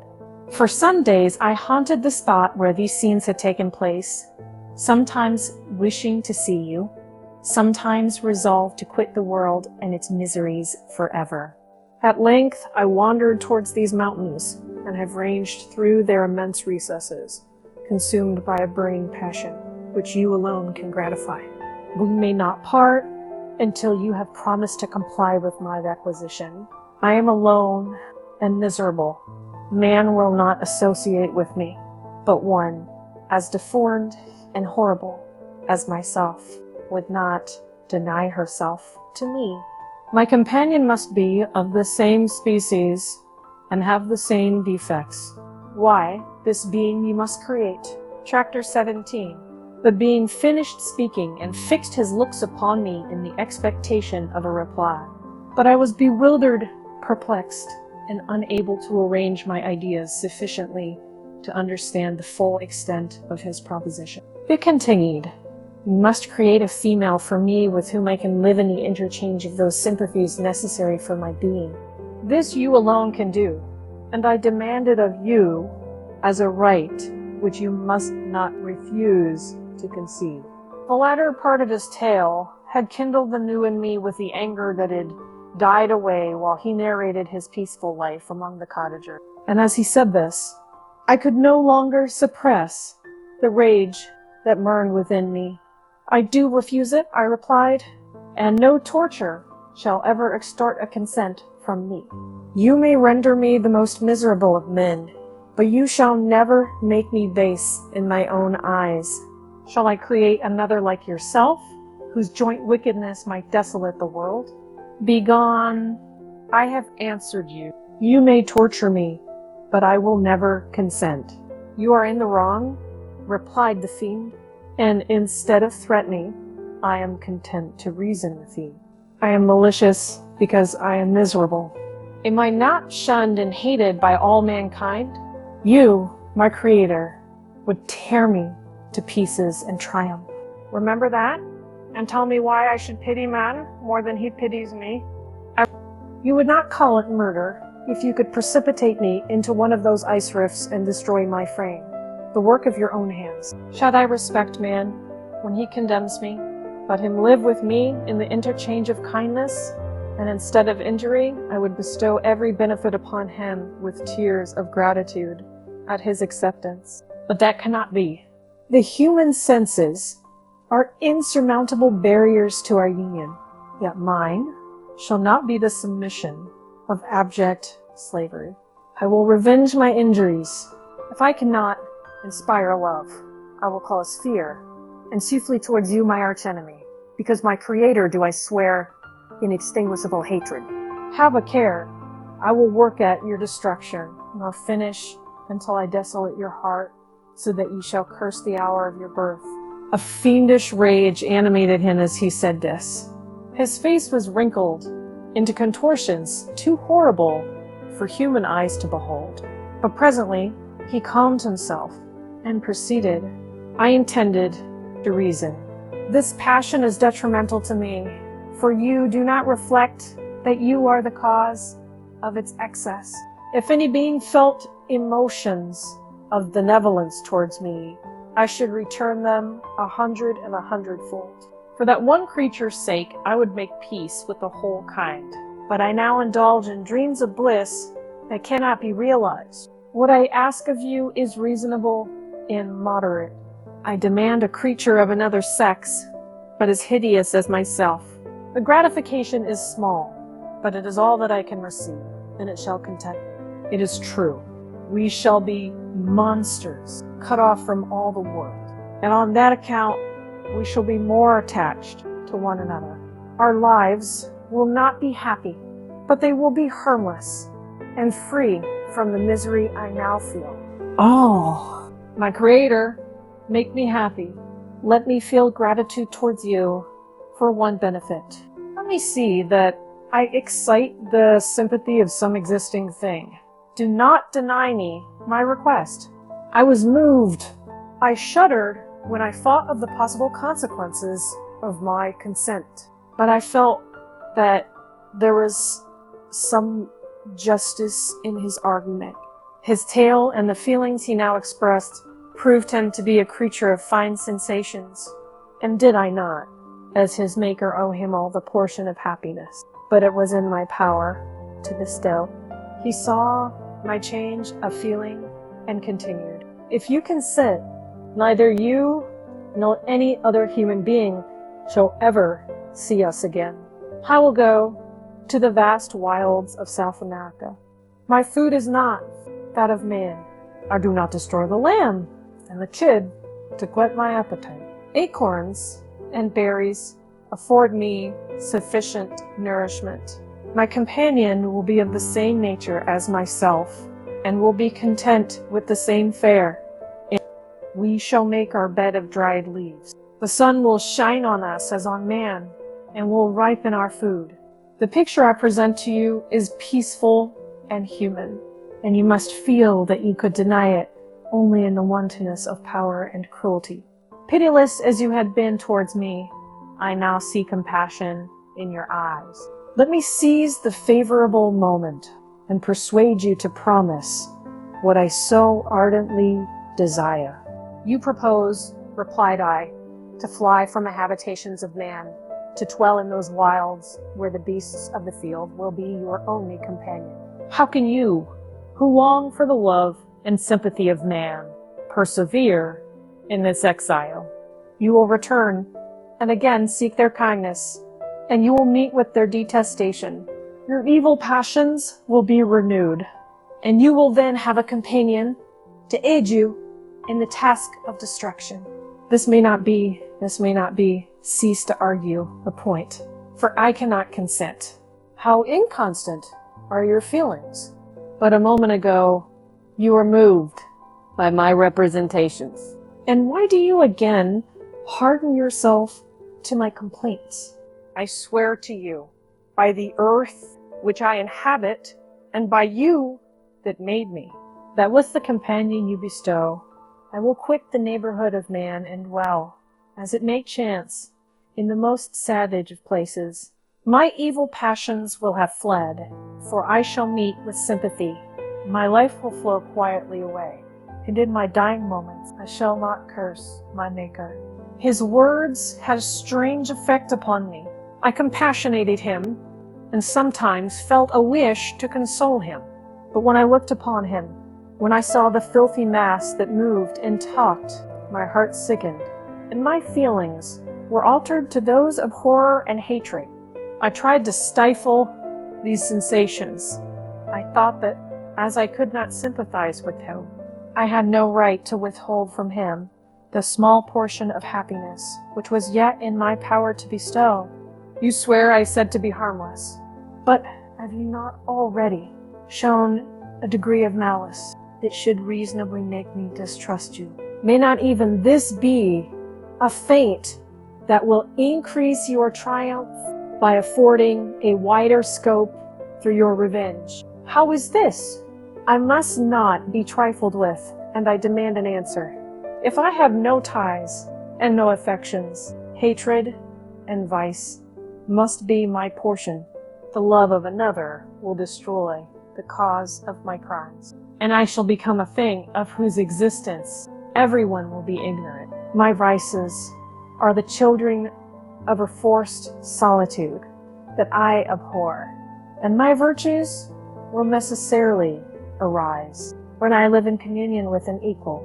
I shall feel the affections of a sensitive being and become linked to the chain of existence in events from which I am now excluded. I paused some time to reflect on all he had related and the various arguments which he had employed. I thought of the promise of virtues which he had displayed on the opening of his existence, and the subsequent blight of all kindly feeling by the loathing and scorn which his protectors had manifested towards him. His power and threats were not omitted in my calculation.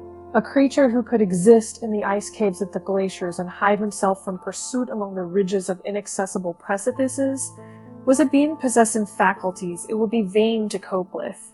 After a long pause of reflection, I concluded that the justice due both to him and my fellow creatures demanded of me that I should comply with his request. Turning to him, therefore, I said, I consent to your demand on your solemn oath to quit Europe forever, and every other place in the neighborhood of man, as soon as I shall deliver into your hands a female who will accompany you in your exile.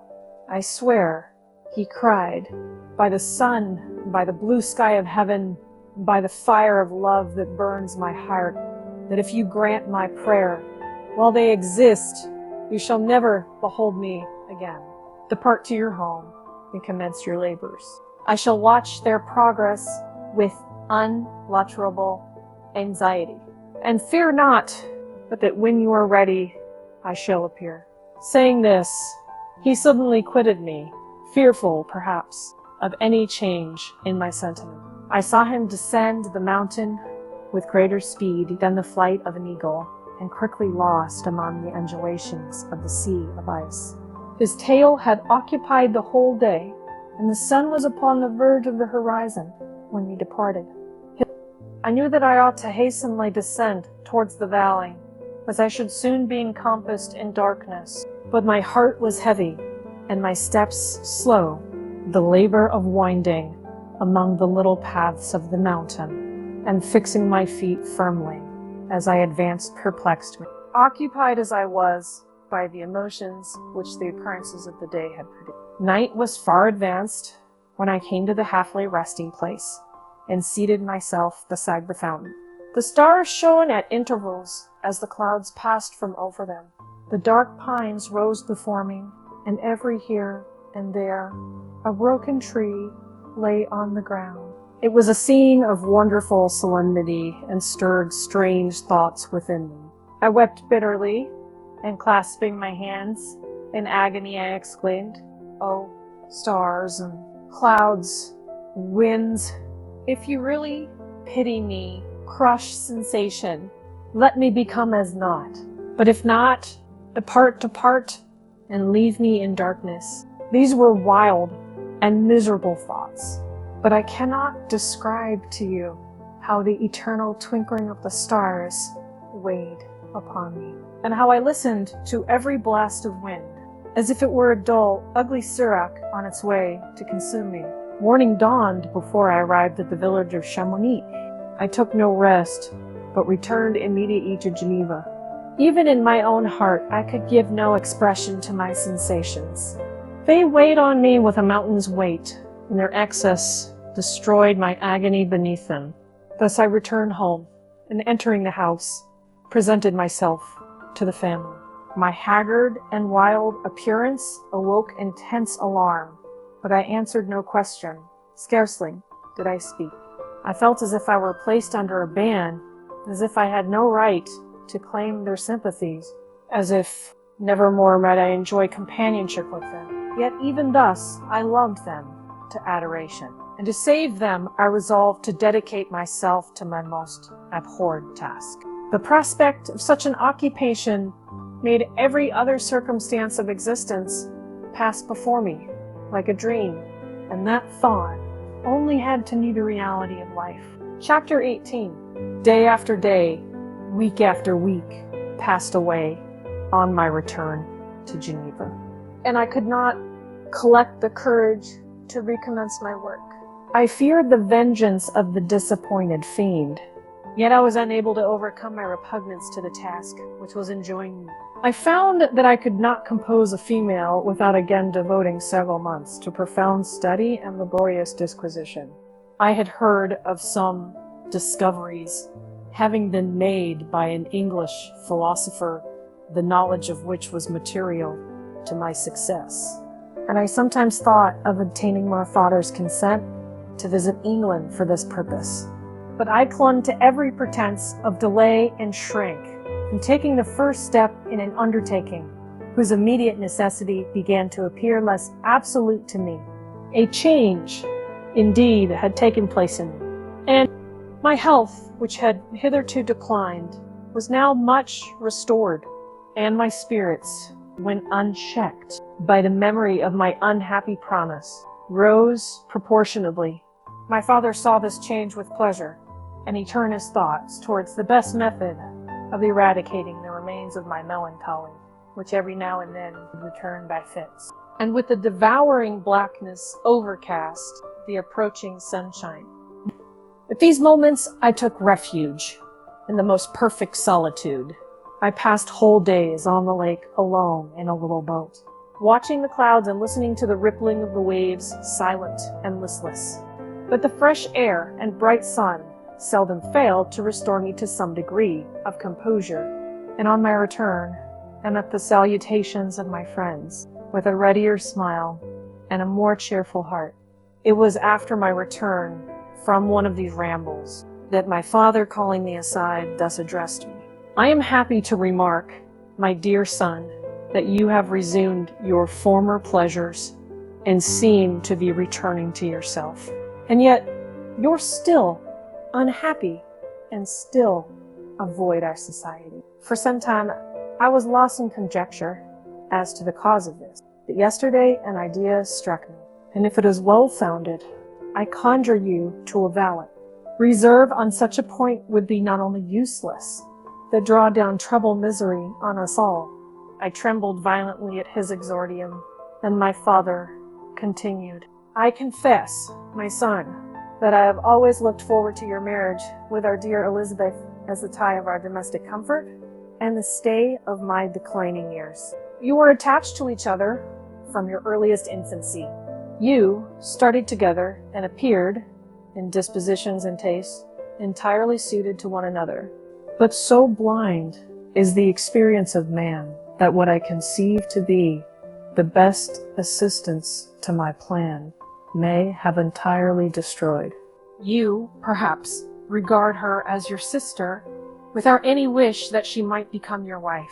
Nay, you may have met with another whom you may love, and considering yourself as bound in honor to Elizabeth, this struggle may be occasion the poignant misery which you appear to feel.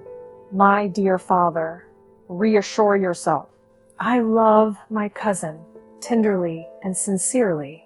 I never saw any woman who excited, as Elizabeth does, my warmest admiration and affection.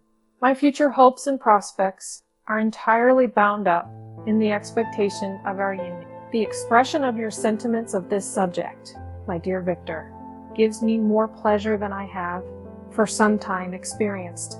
If you feel thus, we shall assuredly be happy. However, present events may cast a gloom over it, but it is this gloom which appears to have taken so strong a hold of your mind that I wish to dissipate.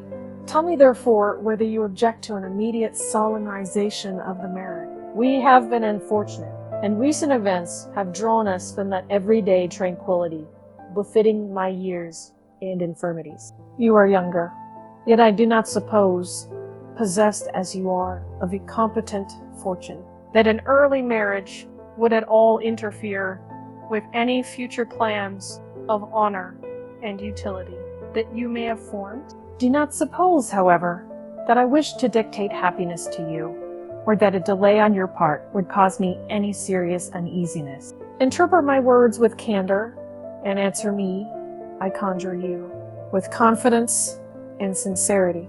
I listened to my father in silence, and remained for some time incapable of offering any reply. I revolved rapidly in my mind a multitude of thoughts, and endeavored to arrive at some conclusion. Alas, to me the idea of an immediate union with my Elizabeth was one of horror and dismay. I was bound by a solemn promise, which I had not yet fulfilled and dared not break. Or, if I did, what manifold miseries might not impend over me and my devoted family, did I enter into a festival with this deadly weight yet hanging round my neck and bowing me to the ground. I must perform my engagement, and let the monster depart with his mate before I allowed myself to enjoy the delight of a union from which I expected peace. I remembered also the necessity imposed upon me of either journeying to England or entering into a long correspondence with those philosophers of that country whose knowledge and discoveries were of indispensable use to me in my present undertaking. The latter method of obtaining the desired intelligence was dilatory and unsatisfactory. Besides, I had an insurmountable aversion to the idea of engaging myself in my loathsome task in my father's house, while in habits of familiar intercourse with those I loved. I knew that 1,000 fearful accidents might occur, the slightest of which would disclose a tale to thrill all connected with me with horror. I was aware, also, that I should often lose all self-command, all capacity of hiding the harrowing sensations that would possess me during the progress of my unearthly occupation. I must absent myself from all I loved while thus employed. Once commenced, it would quickly be achieved, and I might be restored to my family in peace and happiness. My promise fulfilled, the monster would depart forever, or so my fond fancy imaged. Some accident might meanwhile occur to destroy him and put an end to my slavery forever. These feelings dictated my answer to my father. I expressed a wish to visit England, but concealing the true reasons of this request, I clothed my desires under a guise which excited no suspicion, while I urged my desire with an earnestness that easily induced my father to comply. After so long a period of an absorbing melancholy that resembled madness in its intensity and effects, he was glad to find that I was capable of taking pleasure in the idea of such a journey, and he hoped that change of scene and varied amusement would, before my return, have restored me entirely to myself. The duration of my absence was left to my own choice. A few months, or at most a year, was the period contemplated. One paternal, kind precaution he had taken to ensure my having a companion. Without previously communicating with me, he had, in concert with Elizabeth, arranged that Clerval should join me at Strasbourg. This interfered with the solitude I coveted for the prosecution of my task. Yet at the commencement of my journey, the presence of my friend could in no way be an impediment. And truly I rejoice that thus I should be saved many hours of lonely, maddening reflection. Nay, Henry might stand between me and the intrusion of my foe. If I were alone, would he not at times force his abhorred presence on me to remind me of my task or to contemplate its progress? To England, therefore, I was bound, and it was understood that my union with Elizabeth should take place immediately on my return. My father's age rendered him extremely averse to delay. For myself, there was one reward I promised myself for my detested toils, one consolation for my unparalleled sufferings. It was the prospect of that day when enfranchised from miserable slavery, I might claim Elizabeth and forget the past in my union with her. I now made arrangements for my journey, but one feeling haunted me, which filled me with fear and agitation. During my absence, I should leave my friends unconscious of the existence of their enemy and unprotected from his attacks, exasperated as he might be by my departure. But he had promised to follow me wherever I might go, and would he not accompany me to England? This imagination was dreadful in itself, but soothing inasmuch as it supposed the safety of my friends, and I was agonized with the idea of the possibility that the reverse of this might happen. But through the whole period during which I was the slave of my creature, I allowed myself to be governed by the impulses of the moment. And my present sensations strongly intimated that the fiend would follow me and exempt my family from the danger of his machinations. It was in the latter end of September that I again quitted my native country. My journey had been my own suggestion, and Elizabeth therefore acquiesced, but she was filled with disquiet at the idea of my suffering away from her, the inroads of misery and grief. It had been her care which provided me a companion in Clerval. And yet, a man is blind to 1,000-minute circumstances which call forth a woman's sedulous attention. She longed to bid me hasten my return.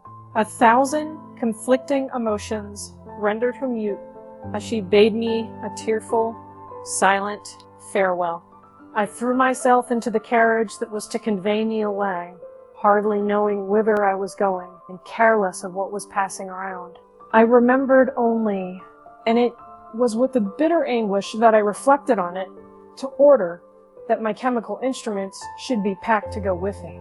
Filled with dreary imaginations, I passed through many beautiful and majestic scenes, but my eyes were fixed and unobserving. I could only think of the bourne of my travels and the work which was to occupy me whilst they endured. After some days spent in listless indolence, during which I traversed many leagues, I arrived at Strasbourg, where I waited 2 days for Clerval. He came. Alas, how great was the contrast between us. He was alive to every new scene, joyful when he saw the beauties of the setting sun, and more happy when he beheld it rise and recommence a new day. He pointed out to me the shifting colors of the landscape and the appearances of the sky. "This is what it is to live," he cried. "Now I enjoy existence. But you, my dear Frankenstein, wherefore are you desponding and sorrowful?" In truth, I was occupied by gloomy thoughts, and neither saw the descent of the evening star, nor the golden sunrise reflected in the Rhine. And you, my friend, would be far more amused with the journal of Clerval, who observed the scenery with an eye of feeling and delight, than in listening to my reflection, a miserable wretch haunted by a curse that shut up every avenue to enjoyment. We had agreed to descend the Rhine in a boat from Strasbourg, to Rotterdam, whence we might take shipping for London. During this voyage, we passed many willowy islands and saw several beautiful towns. After we stayed a day at Mannheim, and on the 5th from our departure from Strasbourg, arrived at Mainz. The course of the Rhine below Mainz becomes much more picturesque. The river descends rapidly and winds between hills, not high, but steep and of beautiful forms. We saw many ruined castles standing on the edges of precipices, surrounded by black woods, high and inaccessible. This part of the Rhine, indeed, presents a singularly variegated landscape. In one spot, you view rugged hills, ruined castles overlooking tremendous precipices, with the dark Rhine rushing beneath. And on the sudden turn of a promontory, flourishing vineyard, with green sloping banks, and a meandering river, and populous towns occupy the scene. We traveled at the time of the vintage, and heard the song of the laborers, as we glided down the stream, even I, depressed in mind, and my spirits continually agitated by gloomy feelings. Even I was pleased. I lay at the bottom of the boat, and as I gazed on the cloudless blue sky, I seemed to drink in a tranquility to which I had long been a stranger. And if these were my sensations, who can describe those of Henry? He felt as if he had been transported to fairyland and enjoyed a happiness seldom tasted by man. I have seen, he said, the most beautiful scenes of my own country. I have visited the lakes of Lucerne and Uri, where the snowy mountains descend almost perpendicularly to the water, casting black and impenetrable shades, which would cause a gloomy and mournful appearance, were it not for the most verdant islands that relieve the eye by their gay appearance. I have seen this lake agitated by a tempest, when the wind tore up whirlwinds of water, and gave you an idea of what the waterspout must be on the great ocean. And the waves dash with fury the base of the mountain, where the priest and his mistress were overwhelmed by an avalanche, and where their dying voices are still said to be heard amid the pauses of the nightly wind. I've seen the mountains of La Valais and the Pays de Voix, but this country, Victor, pleases me more than all those wonders. The mountains of Switzerland are more majestic and strange, but there is a charm in the banks of this divine river that I never before saw equaled. Look at that castle which overhangs yon precipice, and that also on the island, almost concealed amongst the foliage of those lovely trees. And now that group of laborers coming from among their vines, and that village half hid in the recess of the mountain. Oh, surely the spirit that inhabits and guards this place has a soul more in harmony with man than those who pile the glacier over Tyre to the inaccessible peaks of the mountains of our own country. Clerval, beloved friend, even now it delights me to record your words, and to dwell on the praise of which you are so eminently deserving. He was being formed in the very poetry of nature. His wild and enthusiastic imagination was chastened by the sensibility of his heart. His soul overflowed with ardent affections, and his friendship was of that devoted and wondrous nature that the worldly minded teach us to look for only in the imagination. But even human sympathies were not sufficient to satisfy his eager mind. The scenery of external nature, which others regard only with admiration, he loved with ardor. The sounding cataract haunted him like a passion. The tall rock, the mountain, and the deep and gloomy wood, their colors and their forms were then to him an appetite, a feeling, and a love that had no need of a remoter charm, by thought supplied or any interest unborrowed from the eye. And where does he now exist? Is this gentle and lovely, being lost forever? Has his mind, so replete with ideas, imaginations fanciful and magnificent, which formed a world whose existence depended on the life of its creator. Has this mind perished? Does it now only exist in my memory? No, it is not thus. Your form so divinely wrought and beaming with beauty has decayed, but your spirit still visits and consoles your unhappy friend. Pardon this gush of sorrow. These ineffectual words are but a slight tribute to the unexampled worth of Henry, but they soothe my heart, overflowing with the anguish which his remembrance creates. I will proceed with my tale. Beyond Cologne, we descended to the plains of Holland, and we resolved to post the remainder of our way, for the wind was contrary, and the stream of the river was too gentle to aid us. Our journey here lost the interest arising from beautiful scenery, but we arrived in a few days at Rotterdam, whence we proceeded by sea to England. It was on a clear morning, in the latter days of December, that I first saw the white cliffs of Britain. The banks of the Thames presented a new scene. They were flat but fertile, and almost every town was marked by the remembrance of some story. We saw Tilbury Fort and remembered the Spanish Armada, Gravesend, Woolwich, and Greenwich, places which I'd heard of even in my country. At length, we saw the numerous steeples of London, St. Paul's towering above all, and the tower famed in English history. Chapter 19. London was our present point of rest.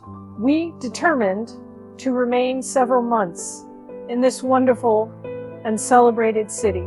Clerval desired the intercourse of the men of genius and talent who flourished at this time, but this was with me a secondary object. I was principally occupied with the means of obtaining the information necessary for the completion of my promise, and quickly availed myself of the letters of introduction that I had brought with me, addressed to the most distinguished natural philosophers. If this journey had taken place during my days of study and happiness, it would have afforded me inexpressible pleasure. But a blight had come over my existence, and I only visited these people for the sake of the information they might give me on the subject in which my interest was so terribly profound. Company was irksome to me. When alone, I could fill my mind with the sights of heaven and earth. The voice of Henry soothed me, and I could thus cheat myself for a transitory peace. But busy, uninteresting, joyous faces brought back despair to my heart. I saw an insurmountable barrier placed between me and my fellow men. This barrier was sealed with the blood of William and Justine, and to reflect on the events connected with those names filled my soul with anguish. But in Clerval I saw the image of my former self. He was inquisitive and anxious to gain experience and instruction. The difference of manners which he observed was to him an inexhaustible source of instruction and amusement. He was also pursuing an object he had long had in view. His design was to visit India, in the belief that he had in his knowledge of its various languages, and in the views he had taken of its society, the means of materially assisting the progress of European colonization and trade. In Britain, only could he further the execution of his plan. He was forever busy, and the only check to his enjoyments was my sorrowful and dejected mind. I tried to conceal this as much as possible, that I might not debar him from the pleasures natural to one who is entering on a new scene of life, undisturbed by any care or bitter recollection. I often refused to accompany him, alleging another engagement, that I might remain alone. I now also began to collect the materials necessary for my new creation, and this is to me like the torture of single drops of water continually falling on the head. Every thought that was devoted to it was in extreme anguish, and every word that I spoke in allusion to it caused my lips to quiver and my heart to palpitate. After passing some months in London, we received a letter from a person in Scotland who had formerly been our visitor at Geneva.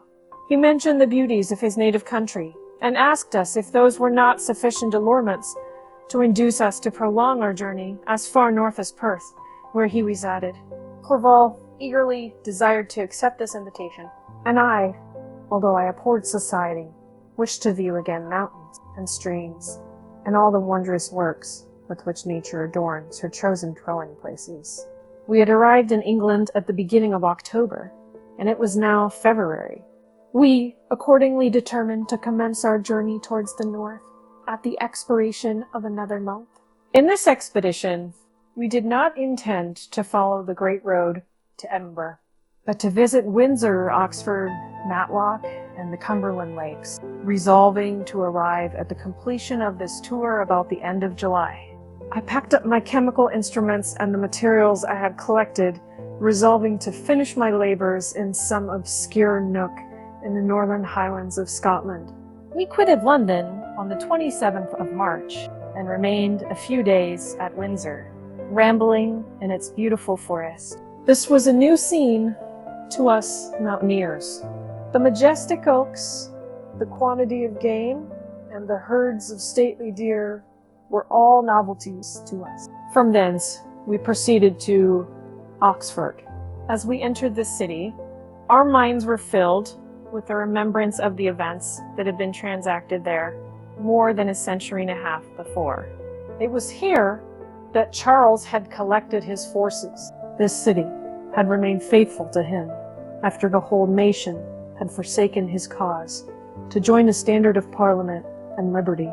The memory of that unfortunate king and his companions, the amiable Falkland, the insolent Fearing, his queen and son, gave a peculiar interest to every part of the city which they might be supposed to have inhabited.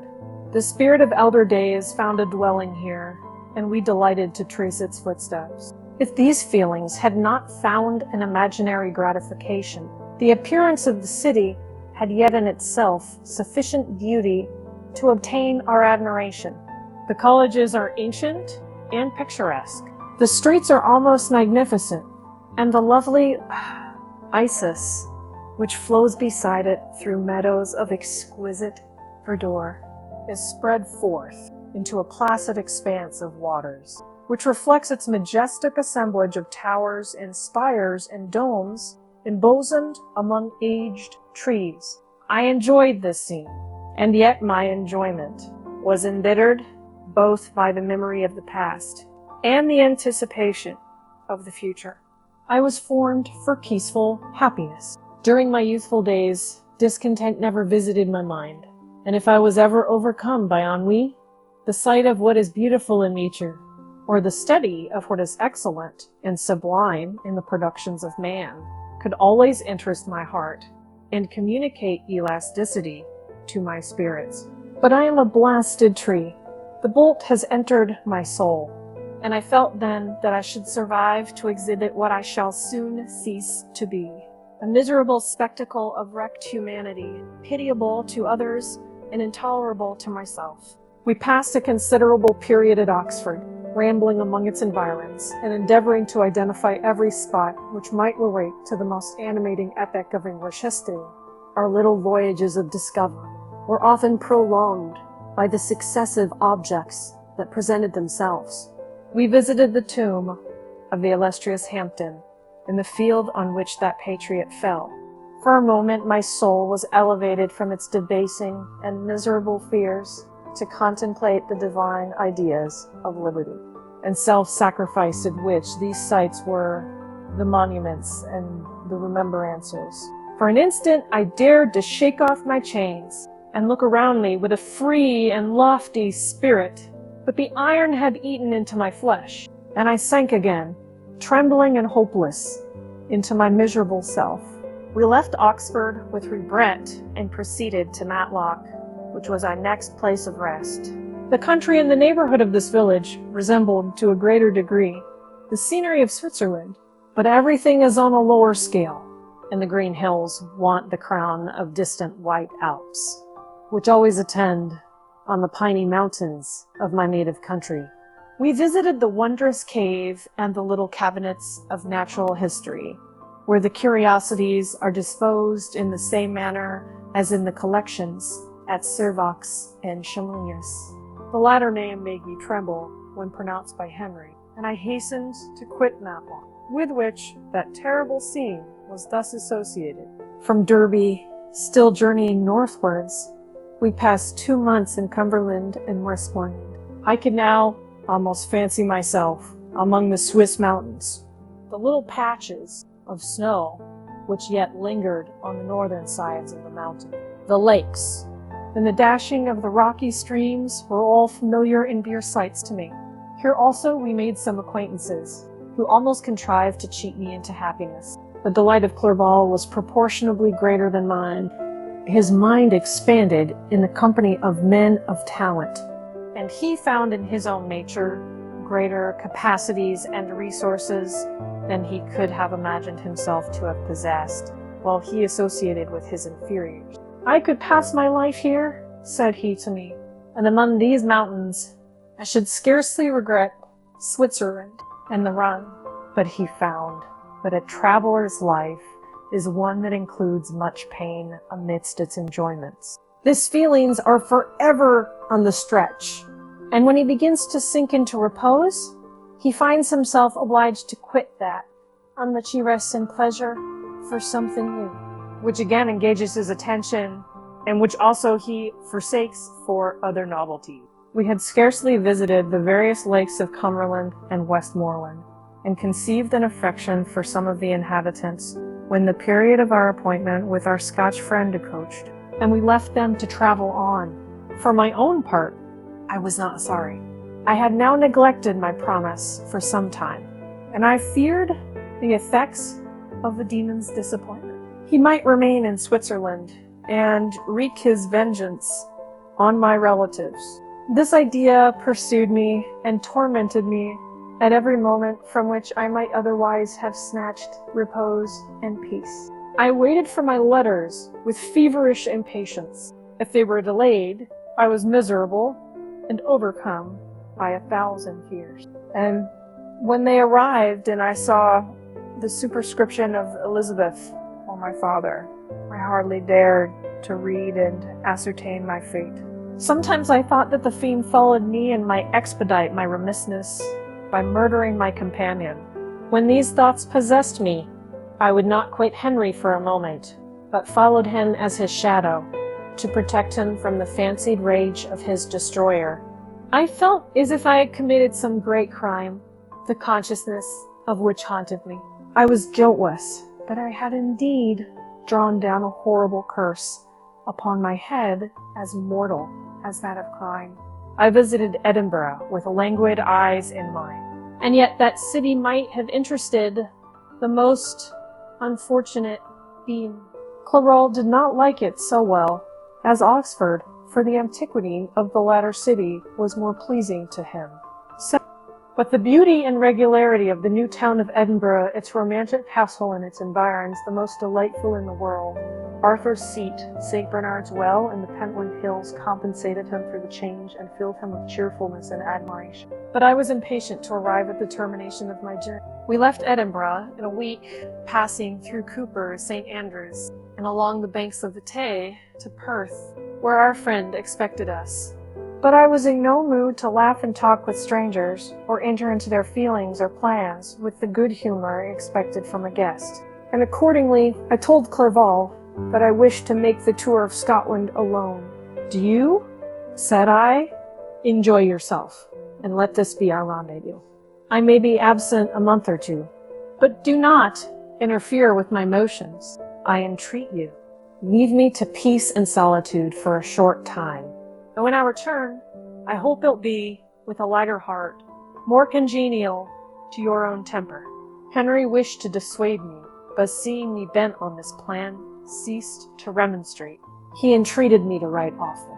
"I had rather be with you," he said, "in your solitary rambles, than with these Scotch people, whom I do not know. Hasten then, my dear friend, to return, that I may again feel myself somewhat at home, which I cannot do in your absence.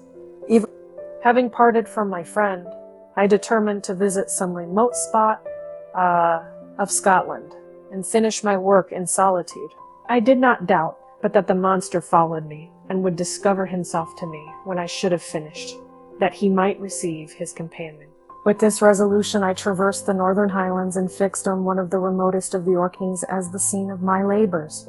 It was a place fitted for such a work, being hardly more than a rock whose high sides were continually beaten upon by the waves. The soil was barren, scarcely affording pasture for a few miserable cows, and oatmeal for its inhabitants, which consisted of 5 persons whose gaunt and scraggy limbs gave tokens of their miserable fare.